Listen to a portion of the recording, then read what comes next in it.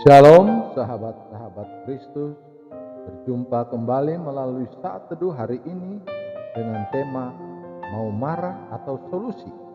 Kita akan merenungkan tema ini melalui bacaan Alkitab yang terambil dari kitab Ratapan pasal 5 ayat 1 sampai 22 yang berbunyi,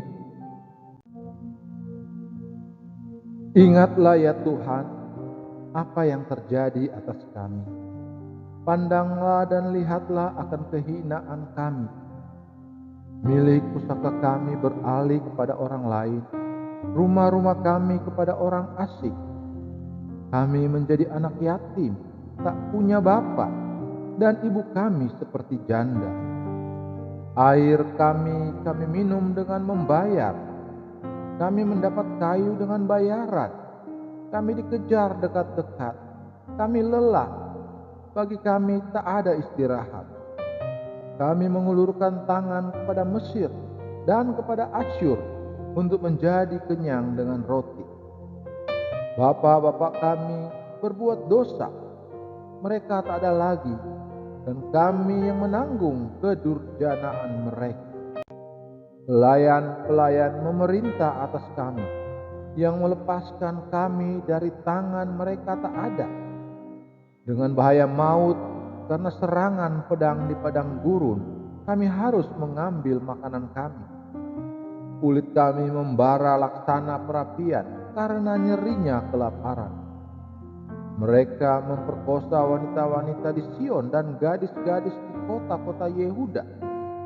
Pemimpin-pemimpin digantung oleh tangan mereka. Para tua-tua tidak dihormati. Pemuda-pemuda harus memikul batu kilangan. Anak-anak terjatuh karena beratnya pikulan kayu. Para tua-tua tidak berkumpul lagi di pintu gerbang. Para teruna berhenti main kecapi. Lenyaplah kegirangan hati kami. Tari-tarian kami berubah menjadi perkabungan. Mahkota telah jatuh dari kepala kami. Wahai kami, karena kami telah berbuat dosa.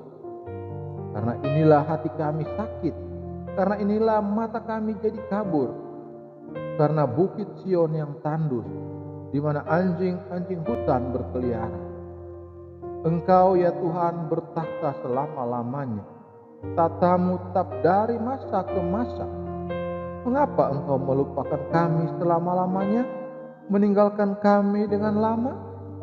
Bawalah kami kembali kepadamu ya Tuhan, maka kami akan kembali. Baharulilah hari-hari kami seperti dahulu kala. Atau apa Engkau sudah membuang kami sama sekali? Sangat murkahkah Engkau terhadap kami?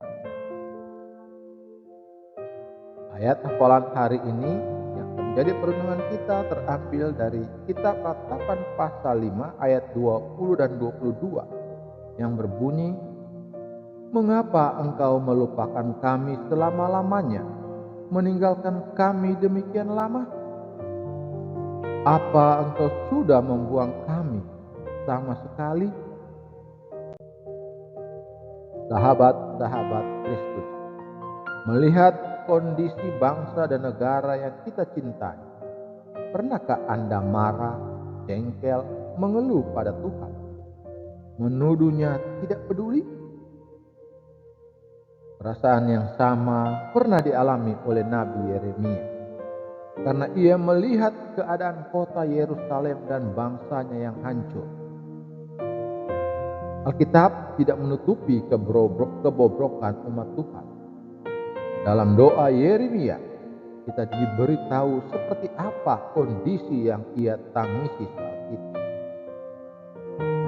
Bangsanya terhina oleh bangsa lain dan asetnya dikuasai orang asing.